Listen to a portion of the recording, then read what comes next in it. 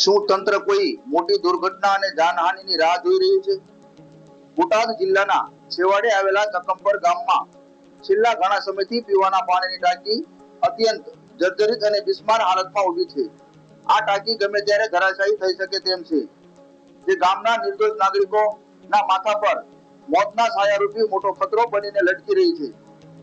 ભયના ઓથાર હેઠળ ગ્રામ્યજનો ટાંકીની દિવાલો અને પિલરમાં મોટા ગાબડા પડી ગયા છે.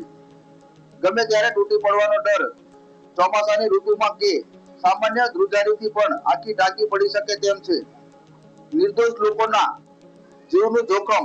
આસપાસથી પસાર થતા લોકો અને માસૂમ બાળકો દરરોજ મોતના મુખમાં રમે છે. તંત્રની ઘોર બેદરકારી. શું વહીવટી તંત્ર કોઈ મોટી જાનહાનિ થાય તેની રાહ જોઈ રહ્યું છે? શા માટે તંત્ર આટલી ગંભીર બાબત પર આંખ આડા કાન કરી રહ્યું છે? સ્થાનિક લોકો કે પ્રતિનિધિઓ અને અધિકારીઓ કેમ હજુ સુધી જાગ્યા નથી? ચકંબર ગામની આ સમસ્યા ખરેખર ખૂબ જ ગંભીર અને ચિંતાજનક છે. વહીવટી તંત્ર સુધી આ વાત વહેલી તકે પહોંચે અને કોઈ હોનારત ન થાય તે જરૂરી છે. SG news Gujarati, Botad.